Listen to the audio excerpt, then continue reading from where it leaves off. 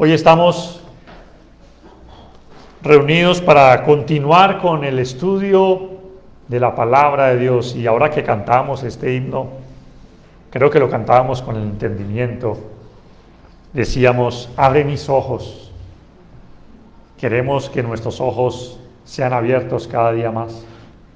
O no sé si usted se pregunta si tal vez no ve todavía las cosas como Dios las ve. Posiblemente estemos todavía algunos ciegos, otros cortos de vista, como dice el apóstol Pedro. Y olvidamos, hermanos, que el Señor un día iluminó nuestras vidas, nuestros corazones, y quiere que cada día abramos los ojos para ver su gloria, como dice el himno. Y precisamente el día de hoy vamos a ver cómo un día a un hombre muy importante, no más importante que Jesús mismo y que Dios mismo, pero sí un hombre trascendental en la iglesia, Dios iluminó. Dios abrió sus ojos y la luz llegó a su vida. Estamos estudiando el libro de los Hechos y entramos, hermanos, ahora al capítulo 9. Si usted ha leído el libro de los Hechos, ¿cuántos han leído ya el libro de los Hechos? Todos, alce la mano. Completo, el libro de los Hechos. Muy bien, varios, bastantes. A los que no, vamos a aprender en esta mañana lo que sucedió en este capítulo de la conversión de un hombre llamado Saulo. Y he titulado este tema precisamente eso, la conversión de Saulo, de enemigo de Jesús a instrumento de Dios. De enemigo de Jesús a instrumento de Dios.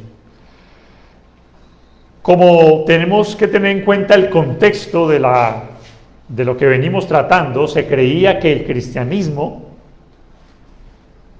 iba a desaparecer con la persecución, pero en realidad no fue así. Lo que hizo fue que se extendiera más. Y como decían algunos historiadores, el cristianismo ahora era como una plaga. Usted sabe lo que hace una plaga, ¿no? Muchas veces, entre más usted mata, más como que van saliendo. Y el cristianismo se tornó así. Iba invadiendo cada ciudad. Y después de las conversiones que ya vimos en los domingos pasados, las conversiones en Samaria con Felipe, y también la del etíope, cuando se encontró allá en Azoto y empezó a hablarle a este eunuco etíope, el cual se convirtió y luego siguió gozoso su camino.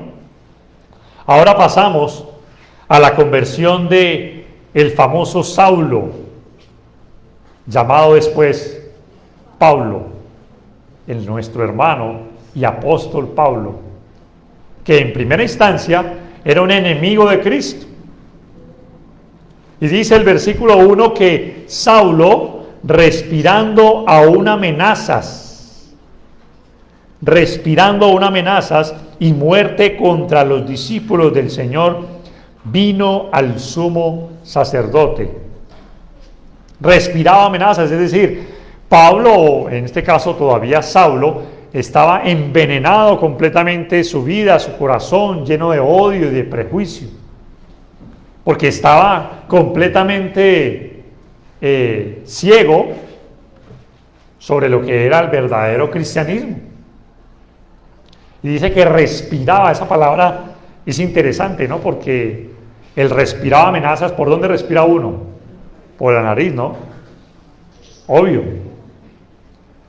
Como que expelía Pablo o Saulo en este momento un odio acérrimo, ferviente, insistente por acabar con el cristianismo.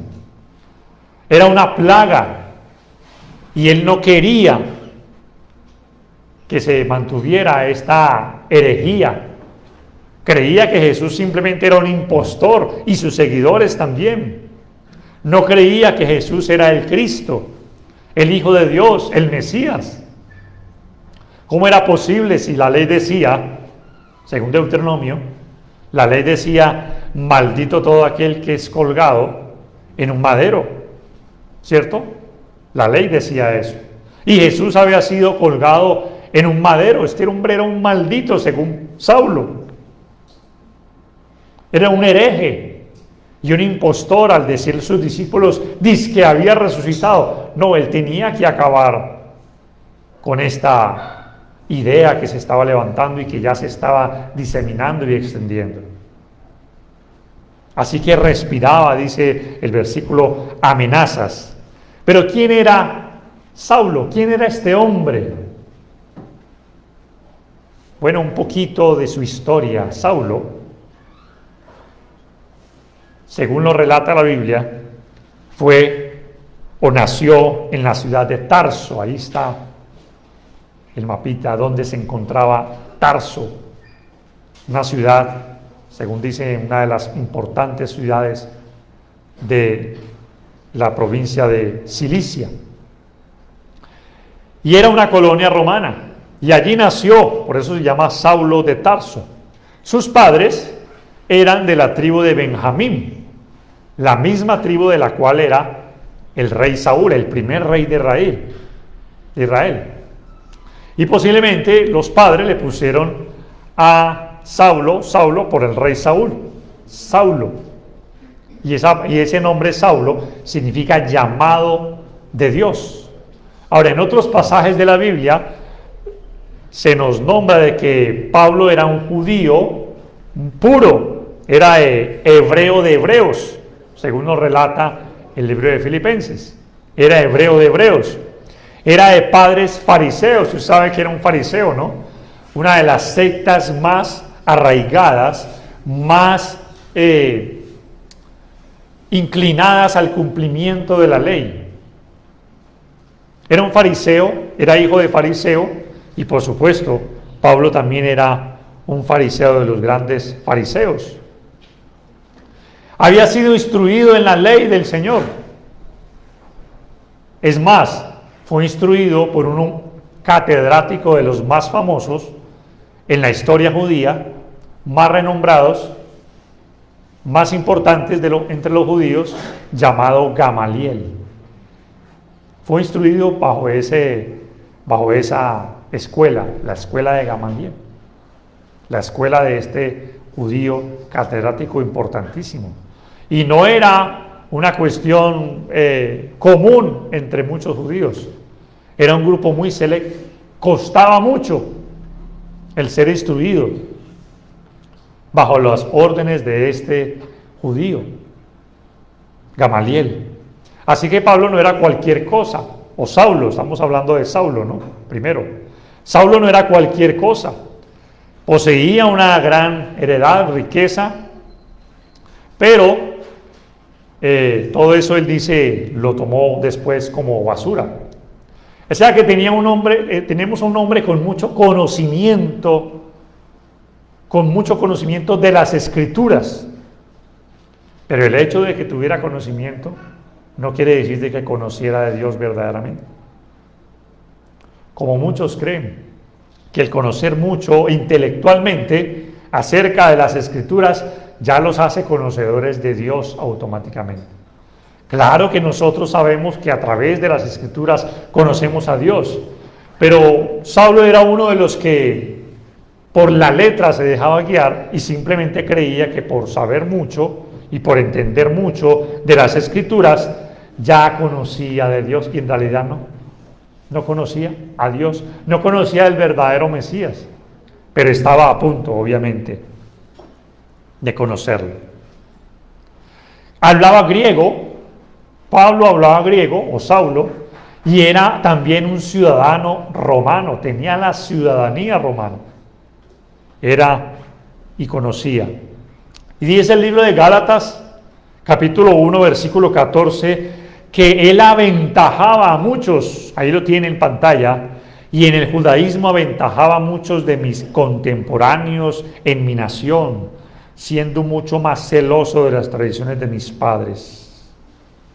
Según Filipenses, capítulo 3, versículo 6, él era un hombre irreprensible. En cuanto a la ley, irreprensible. ¿Usted sabe lo que significa ser una persona irreprensible? Es decir, Saulo era un hombre que nadie bajo la ley de Moisés podía decir nada malo de él. Imagínense. Era un fariseo de los grandes fariseos. Judío irreprensible. Hijo de padres hebreos. Y cuando ya tenía 30 años, veía cómo sus hermanos judíos se convertían en el cristianismo. Claro, la Biblia dice que muchos sacerdotes llegaban al cristianismo y eso lo empezó a martirizar, lo empezó a atormentar, porque él era un judío muy celoso de su religión judía. Y empezó pues a ver que sus parientes, sus contemporáneos, sus hermanos judíos estaban convirtiéndose al cristianismo. Y decía, bueno, ¿cómo es esto? ¿Cómo así? No podía suceder, no podía seguir sucediendo esto. A tal punto de que él consintió en la muerte de Esteban, ¿recuerda? Guardaba las ropas de los judíos que apedrearon a Esteban. Y el versículo 1 del capítulo 9 dice que él respiraba amenazas. Es decir, él con sus labios amenazaba y llevaba, dice allí, y le pidió cartas para las sinagogas de Damasco a fin de que si hallase algunos hombres o mujeres de este camino los trajese presos a Jerusalén. Y en el otro pasaje, porque el relato de la conversión de Pablo se encuentra en Hechos capítulo 22 y se encuentra en Hechos capítulo 26, usted puede leerlo tal vez en su casa. Ahí está los tres pasajes sinópticos, por decirlo así, de la conversión de Pablo o de Saulo. Pero luego llegó el momento en que ya iba a tener que obedecer al Señor. Dice la Biblia que él iba para Damasco, iba para arrastrar, a traer presos a los que eran de este camino. Se les llamaba todavía allí al cristianismo los del camino, la secta de los nazarenos, la secta de los del camino. Y iba a traer a hombres y a mujeres. Ese hombre no tenía respeto por nada, ni por las mujeres. Él iba a traerlos presos. Pero dice que él iba para Damasco allá, con la autorización del sumo sacerdote, ¿no? Porque el sumo sacerdote tenía la facultad y el poder para autorizar que los que tuvieran esta nueva religión fueran metidos a la cárcel. Y él tenía la autorización del sumo sacerdote y de los del Sanedrín y de los principales. Así que él emprendió el camino, ¿sí? Emprendió el camino y eran más o menos aproximadamente 220 kilómetros que había desde Jerusalén hasta Damasco. Más o menos eran eso. Iban a pie, iban en camello, no sabemos. Probablemente, yo pienso a creer que iban a pie, por lo que enseña la Biblia. Iban a pie, o si iban en caballo, no sé. Más o menos se tardaban una semana, 5 días. Más o menos se tardaban en llegar a la ciudad de Damasco. Pero dice allí que el último día, cerca de Damasco, o sea, ya estaban allá puertas. Y yo me pregunto, ¿por qué esperó los 5 días el Señor para aparecérsele? ¿Por qué no se le apareció el primer día? Bueno, este hombre va a perseguir, ¿por qué de una vez no se le apareció ya al primer día? ¿Será que tal vez estaba esperando el Señor que como que cayera en cuenta, que como que reflexionara Saulo lo que iba a hacer y estaba esperando que por su propia iniciativa tomara la decisión? Posiblemente no. Por lo que vemos, Dios ya tenía un propósito. Pero dice la Biblia que lo rodeó un resplandor, dice. Repentinamente lo rodeó un resplandor de luz del cielo. Dios buscó a Saulo. Jesús, a través de este resplandor, se le apareció a Saulo. Dios buscó a Saulo. Saulo no buscó a Dios. El hombre no busca a Dios, hermanos. La Biblia dice que no hay quien busque a Dios. En Romanos capítulo 3 nos dice, no hay justo ni aún solo uno. No hay quien busque a Dios. Todos se desviaron. A una se hicieron inútiles. El hombre no busca a Dios. Dios ha buscado al hombre. Dios ha hecho posible porque Jesús vino y buscó al hombre que estaba apartado. El hombre no ha buscado ni busca a Dios. Y dice la Biblia que lo rodeó este resplandor de luz del cielo, y cayendo en tierra oyó una voz que le decía: Saulo, Saulo, ¿por qué me persigues? Y es interesante porque aparecen 2 veces la palabra Saulo, ¿no? Y yo me puse a ver, y en la Biblia aparecen, cuando una persona tiene problemas, se dice 2 veces esa palabra o el nombre. Por ejemplo, cuando estuvo Jesús en la casa de Marta y María, le dice Jesús: Marta, Marta, 2 veces. O cuando llega Jesús a Jerusalén, dice: Jerusalén, Jerusalén. O cuando Pedro se va a negar al Señor, le dice a Pedro: Pedro, Simón, Simón.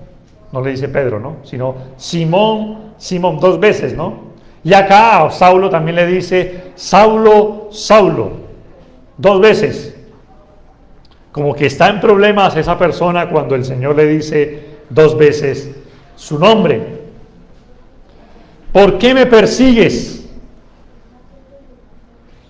¿Por qué me persigues?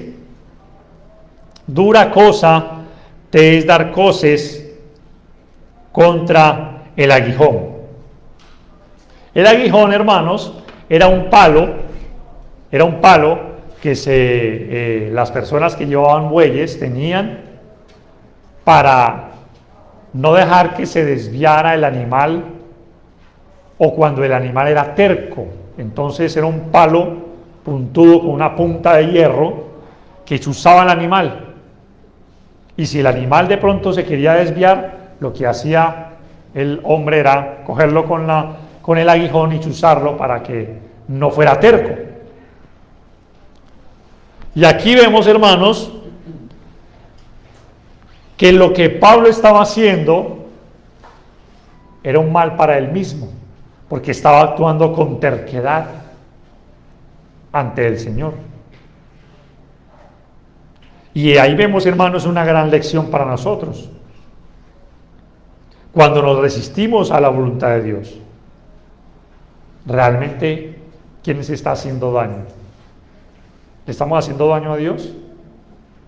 No, nos estamos haciendo daño a nosotros mismos. Jesús le está diciendo a Saulo: dura cosa te es dar coces. La palabra coces no es de coser, ¿no? Algunos piensan que es coces, es de coser, no. La palabra coces es la palabra kos en el griego y significa golpear. Dura cosa te es dar golpes contra el aguijón. Está dándole golpes a un chuzo usted mismo, por terco. ¿Y cuántas veces nosotros, hermanos, nos resistimos a la voluntad de Dios? Por nuestra terquedad. Porque Dios nos dice algo y nosotros vamos por el otro lado. Porque Dios nos dice hagan esto y nosotros somos tercos y hacemos lo contrario. Y Saulo estaba siendo terco ante la voluntad de Dios.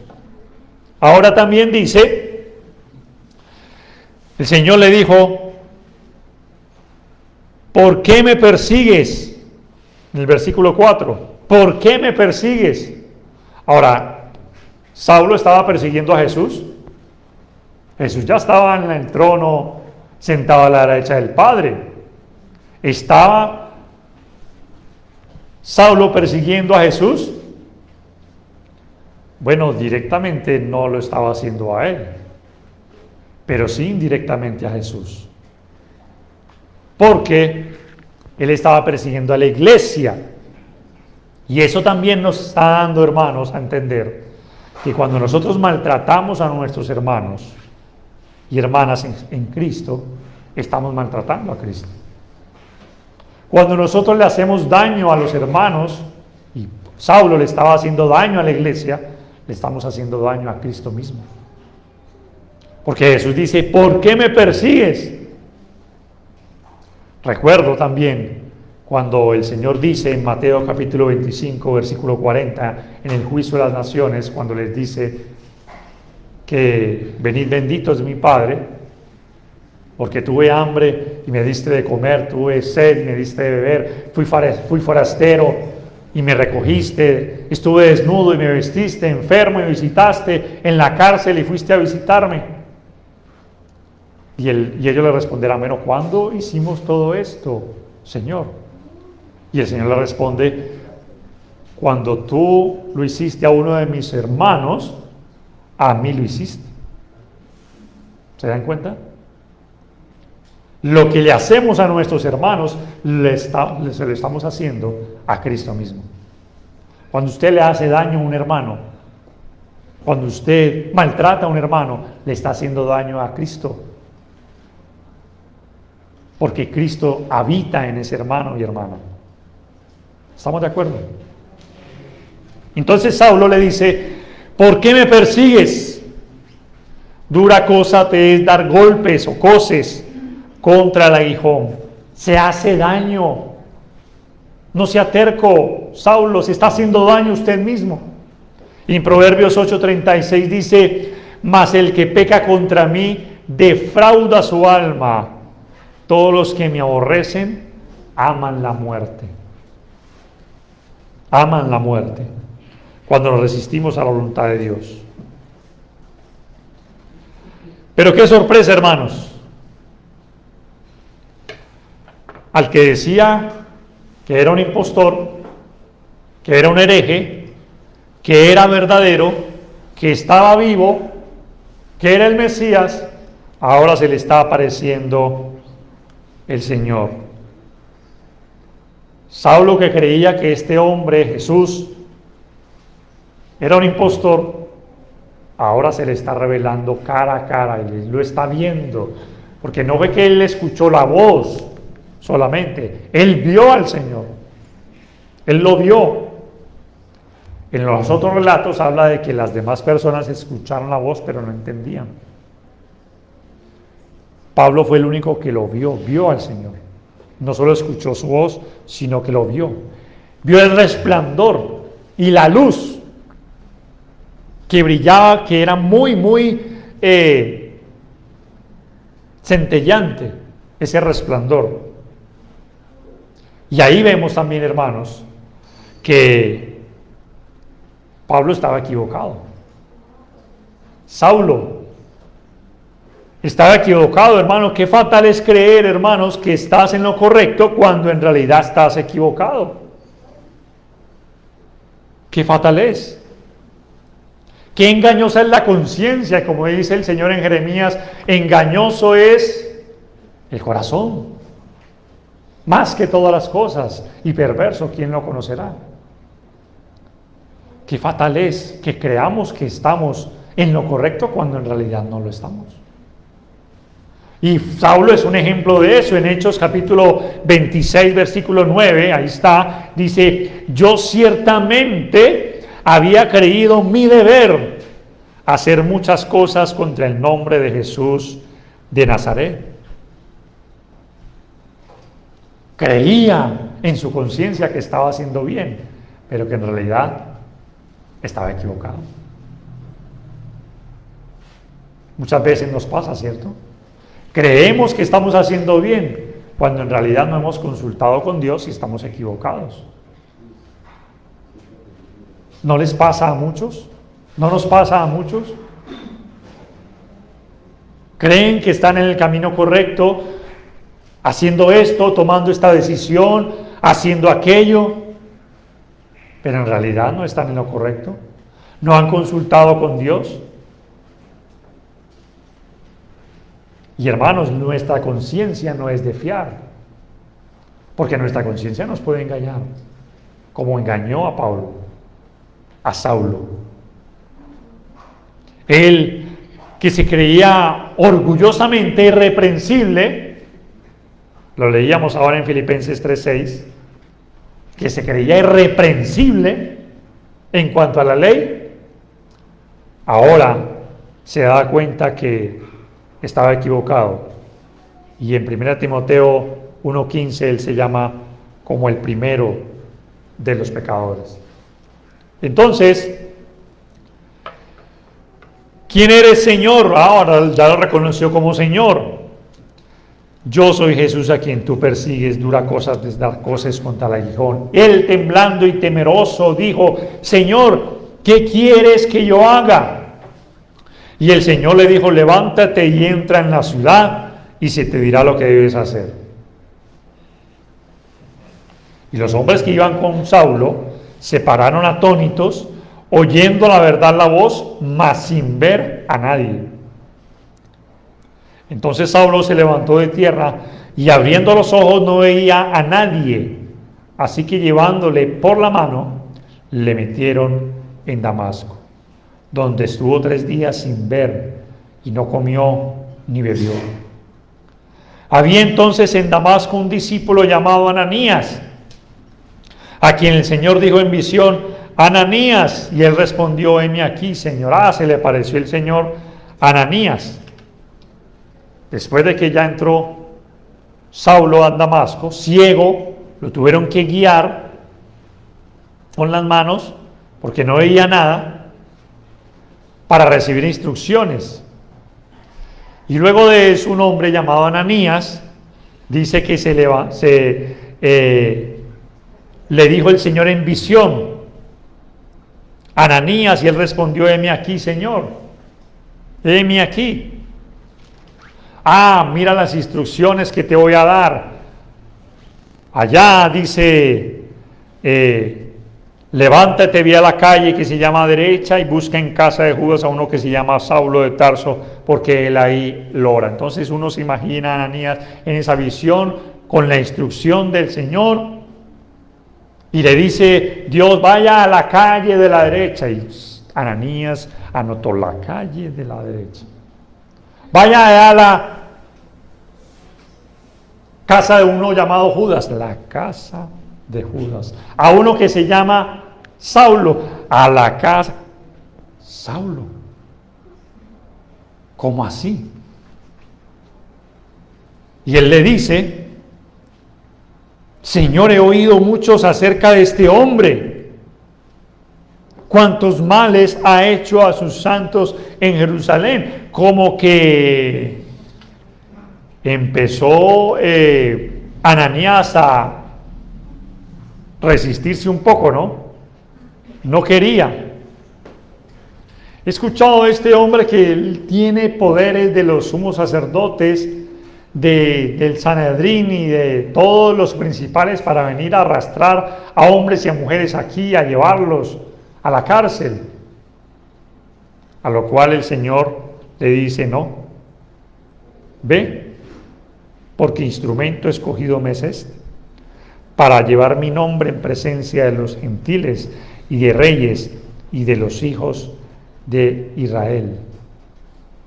Es decir, Ananías, hermanos, estaba viendo, porque no sabía lo que le había acontecido a Saulo, estaba viendo la vida pasada de Saulo, pero Dios veía ahora el presente de Saulo y el futuro que iba a ser Saulo.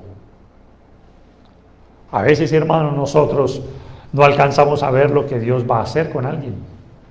Vemos muchas veces el pasado del otro y no alcanzamos a ver cómo Dios Está viendo ahora el presente y el cambio y la transformación y el futuro de lo que iba a ser ya nuestro hermano Pablo, su ministerio y su escogencia como ministro.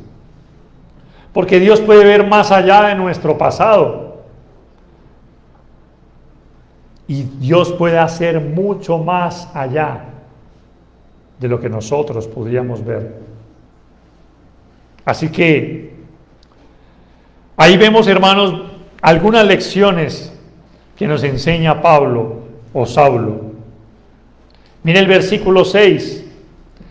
Temblando y temeroso, dijo: Señor, ¿qué quieres que yo haga? Temblaba y temía ante la voz del Señor.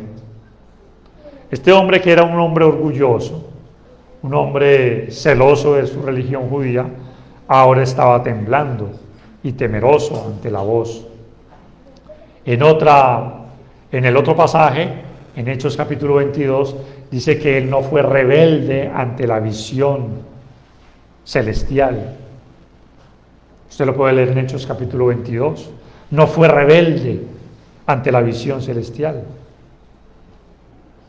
Y uno de los obstáculos mayores para convertirse al Señor es ese, la rebeldía.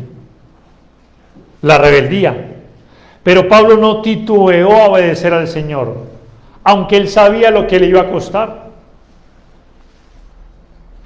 Él le dice: yo le mostraré cuánto le es necesario padecer por mi nombre. El hombre que llegaba a padecer, a infligir padecimiento a los cristianos de Damasco, ahora sabía de que iba a padecer. Y es lo mismo, hermanos, en cuanto el llamado que Dios hace al servicio. Lo leíamos en cierta ocasión un domingo pasado en 2 de Timoteo 3:12, que todos los que quieren vivir piadosamente padecerán ¿qué? Persecución. Los cristianos que quieren vivir piadosamente van a tener que padecer también. Padecer en sus vidas y padecer posiblemente de los que no son cristianos. En Filipenses capítulo 3, vaya por favor a ese pasaje, ahí está también proyectado. Filipenses capítulo 3, versículos 7 y 8.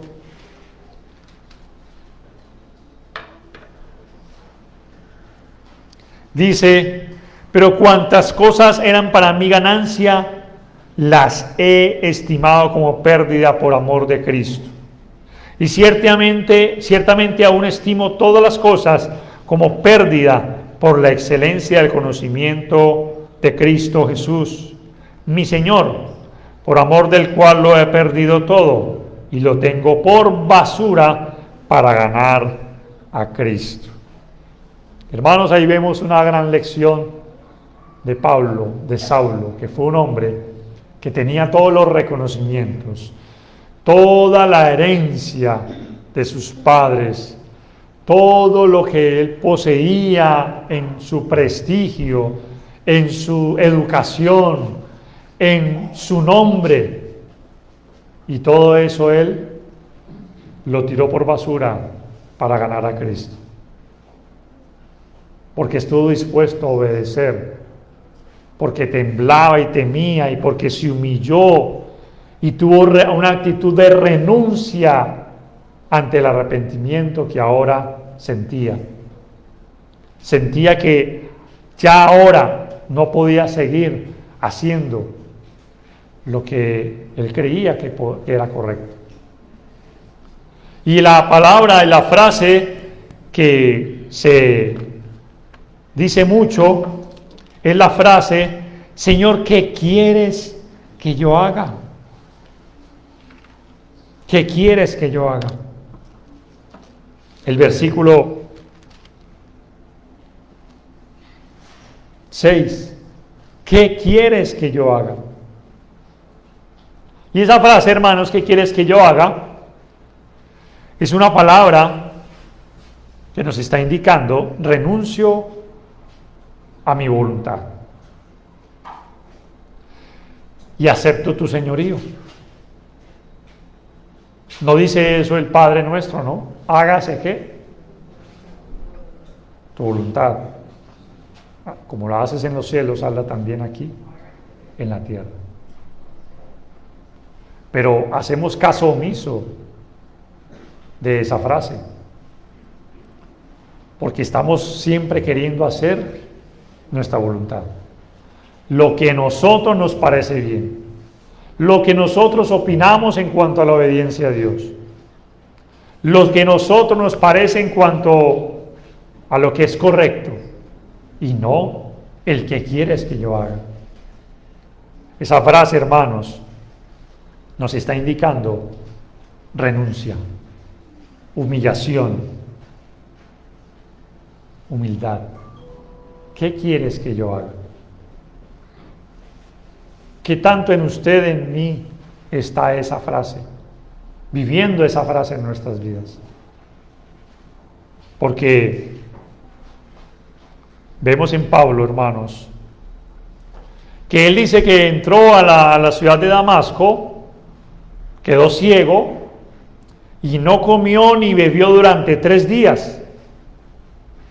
¿Y qué nos está mostrando eso, hermanos? Que Saulo sentía una culpa impresionante por lo que había hecho, por cómo se había conducido en la vida, a pesar de que creía en su conciencia que había hecho bien.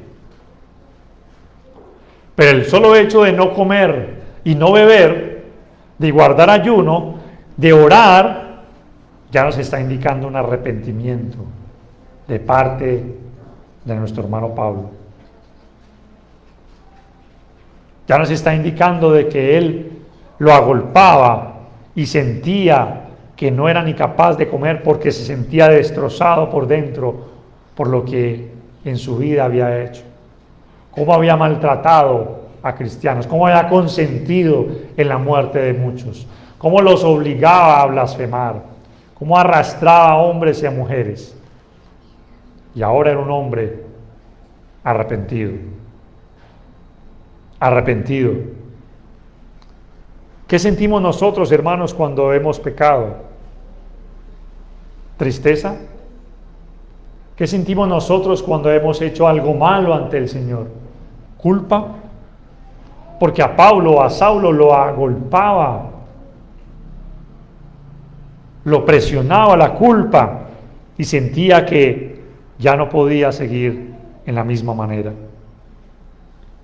Ahora, con todo eso, Saulo no era salvo todavía. Ya creía en el Señor, porque dice: ¿quién eres, Señor? Ya creía que porque el Señor le respondió: yo soy Jesús. Ya sabía de que Jesús era el Señor. Ya tenía arrepentimiento porque sabía de que lo que había hecho estaba mal y ya no quería seguir viviendo su vida como la vivía. Pero aún así no era salvo. No era salvo todavía. ¿Por qué no era salvo? Porque en Hechos capítulo 22, versículo 16, Ananías le dice: ¿por qué te detienes? Levántate y bautízate, invocando su nombre, y lava tus pecados, invocando su nombre. Hechos capítulo 22, versículo 16. Levántate y bautízate.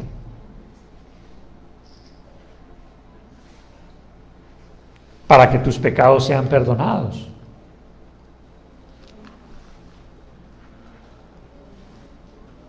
Lava tus pecados, invocando su nombre. No era salvo todavía. Es decir, amigo que nos visita, si usted está hoy aquí y está arrepentido de todos sus pecados, y cree en Jesús y cree en Dios y acepta su fe en Jesucristo, aún así usted todavía no es salvo. Le falta bautizarse. Porque el bautismo, dice la Biblia, es para el perdón de los pecados. Si no se ha bautizado todavía, sus pecados no han sido lavados. Pablo, hermanos, según el relato de Hechos capítulo 9, que le dice el Señor a Ananías, fue escogido como instrumento. Para Ananías, Saulo era un perseguidor, un mal para la iglesia, alguien que había hecho mucho daño, pero ahora para Dios, Saulo o Pablo iba a ser un instrumento para su obra. ¿Y qué nos demuestra eso, hermanos? Que Dios puede escoger de lo vil y menospreciado para avergonzar a los sabios. Que Dios puede hacer y transformar nuestras vidas para que en medio de nuestras impurezas y en medio de nuestro pecado Él pueda limpiarnos, lavarnos, purificarnos para hacer instrumentos para su obra, para su honra y para su gloria. Y ciertamente fue así. Dios no se le apareció a Saulo solamente para salvarlo. ¿Ustedes creen que Dios no podría haber hecho eso con nosotros? Salvé a Juan Carlos, ya lo salvé, le quito la vida, ya, listo, salvo. Pudo haber hecho eso Dios, ¿cierto? Con usted pudo haber hecho eso mismo. El día que se bautizó, se le paró el corazón, ya listo, se murió, ya fue salvo. ¿Pudo haber hecho eso Dios? Claro que sí, pero ¿por qué nos conservó la vida? Porque quiere algo para nosotros y quiere algo de nosotros, hermanos, en nuestra vida como cristianos. Y Saulo no fue solamente llamado para ser salvo. Saulo fue llamado para ser un instrumento para Dios. Fue un instrumento. Fue llamado para ser un instrumento. En Hechos capítulo 26, versículo 16 al 18, ahí está el pasaje proyectado. Hechos 26, versículo 16 al 18. Dice la Escritura: pero levántate y ponte sobre tus pies, porque para esto me ha parecido a ti, para ponerte por ministro y testigo de las cosas que has visto y de aquellas en que me apareceré a ti, librándote de tu pueblo y de los gentiles, a quienes ahora te envío, para que abras sus ojos, para que se conviertan de las tinieblas a la luz y de la potestad de Satanás a Dios, para que reciban por la fe que es en mí perdón de pecados y herencia entre los santificados. Por eso la Biblia dice en 1 de Pedro que somos linaje escogido, real sacerdocio, nación santa. ¿Para qué? ¿Para qué? Para anunciar. Nosotros no hemos sido escogidos solamente para ser salvos, hermanos. Dios no lo trajo aquí simplemente para que usted, ay, qué bueno, ahora soy salvo, hijo de Dios, rico, relájate.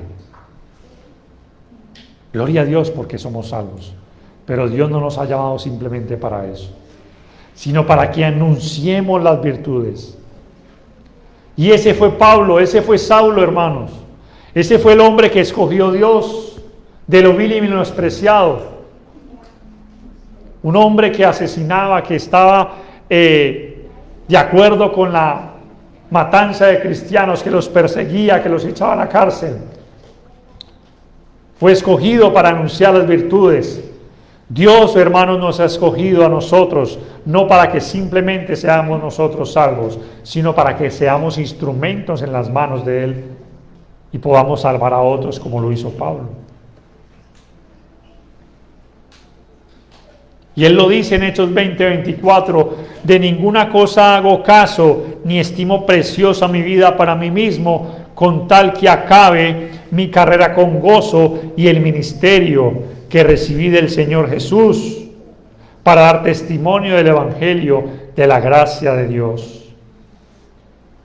Y ciertamente Pablo fue un cristiano de clase mundial. Él fue un cristiano, pero llegó a ser un cristiano de clase mundial. ¿Qué clase de cristiano quiero ser yo? ¿Qué huella voy a dejar? Porque es que Saulo dejó una huella. 13 cartas. 13 cartas.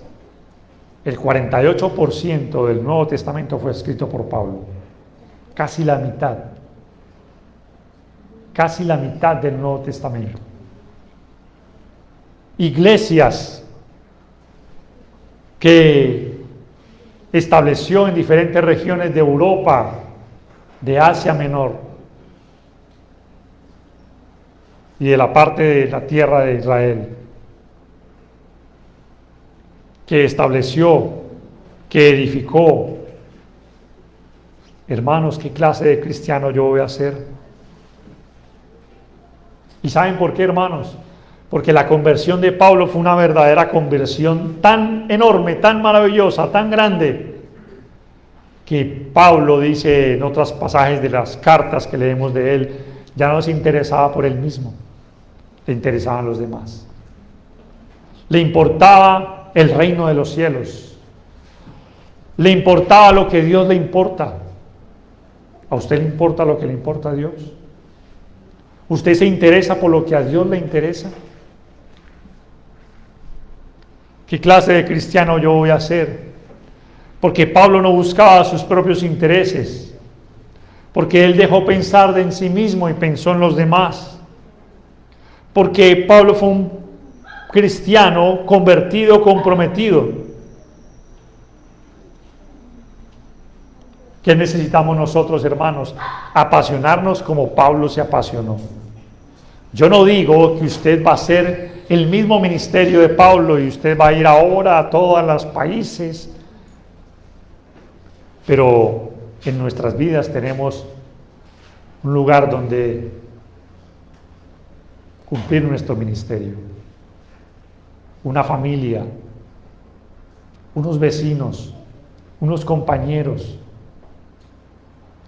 unos seres queridos que están esperando que nosotros seamos esos misioneros como Pablo lo fue. Esos hombres misioneros que seamos, hermanos, comprometidos. Porque desde el principio de la conversión de Pablo, yo no veo a Pablo a lo largo de las cartas, a lo largo de su narración, a lo largo de la historia de Pablo, no veo un Pablo tambaleante. Veo un Pablo, como decía ahora el hermano, perseverante, constante, fiel, lleno de amor. Es más, tanto amor que él podía gastar de lo suyo, aunque muchos no lo amaran, él seguía amando. Aún en las persecuciones y en las hambres y en todo lo que dice la palabra de Dios en 2 Corintios capítulo 12, habla todos los sufrimientos de Pablo. Y veo un Pablo que continuaba perseverando. ¿Por qué, hermanos? ¿Por qué? Porque realmente sabía de dónde había salido. A veces nosotros olvidamos, hermanos, de dónde hemos salido y por lo tanto no valoramos lo que tenemos. No nos olvidamos de cuánto Dios nos ha perdonado. Porque a Pablo le perdonó mucho y como dice Jesús, que el que se le perdona mucho, mucho ama. ¿Cuánto le perdonó el Señor a usted? ¿Poquito o mucho? Yo creo que mucho. Porque el que se le perdona poco, poco ama. Pero el que se le perdona mucho, mucho ama. Y Pablo, hermanos, fue uno de los que en su vida y en su conversión se le perdonó mucho. Y eso hizo que él amara mucho. Eso hizo que él se entregara mucho. Y eso hizo que él renunciara a muchas cosas. Aprendamos, hermanos, de la vida de Pablo. Aprendamos de su conversión. Y de que él a partir de ese momento, según dice el pasaje en Hechos capítulo 9, volviendo a Hechos 9, dice, fue entonces Ananías, después de que le dio la visión y le dijo que iba a ir ante Pablo, ante Saulo, fue entonces Ananías, versículo 17, y entró en la casa de este hombre Judas, ahí donde estaba Pablo, o Saulo, y poniendo sobre él las manos, dijo: hermano Saulo, el Señor Jesús, que se te apareció en el camino por donde venías, me ha venido para que recibas la vista y seas lleno del Espíritu Santo. Y al momento le cayeron de los ojos como escamas, y recibió al instante la vista, y levantándose fue bautizado. Y habiendo tomado alimento, recobró fuerzas, y estuvo Saulo por algunos días con los discípulos que estaban en Damasco. Dice el versículo 20 que enseguida predicaba a Cristo. Enseguida. En las sinagogas. Así que, hermanos, consideremos, hermanos, la posibilidad que usted pudiera estar hallándose en un camino también, y que probablemente el Señor no se le va a aparecer a usted como se le apareció a Pablo. No le va a resplandecer una luz enceguecedora diciéndole qué es lo que debe hacer. No lo va a hacer hoy en día. Lo hizo con Saulo en aquel momento. Pero sí, la luz de la palabra de Dios ha llegado a su vida. Usted tiene la luz para producir fe en su vida. Esa luz puede llegar y está llegando cada instante. Por eso no se resista. No resista a la palabra de Dios, porque nos estamos haciendo daños a nosotros mismos. No resista a lo que Dios quiere en su vida. Dios, hermanos, buscó a Saulo y fue encontrado por Jesús. En 2 Corintios 4:6 dice: porque Dios, que mandó que de las tinieblas resplandeciese la luz, ese es que Él resplandeció en nuestros corazones para iluminación del conocimiento de la gloria de Dios en la faz de Jesucristo. Dejemos, hermanos, que nuestra vida sea transformada. Seamos humildes, aceptemos los propósitos de Dios para nuestra vida. Permitamos, hermanos, que seamos instrumentos para Dios, para esparcir su palabra, para esparcir su semilla, tal vez no como Pablo, pero sí en nuestros alrededores. Pablo en su principio respiraba amenazas, ahora lo que respiraba era pasión por Dios. ¿Siente usted, hermano, esa pasión por Dios? ¿Siente ese anhelo constante de agradarle, de buscarle como lo buscó Pablo, como lo buscó Saulo, por seguirle y perseverar a pesar de lo que sufrió? Que eso nos sirva de lección para nuestras vidas. Dios nos continúe bendiciendo, hermanos.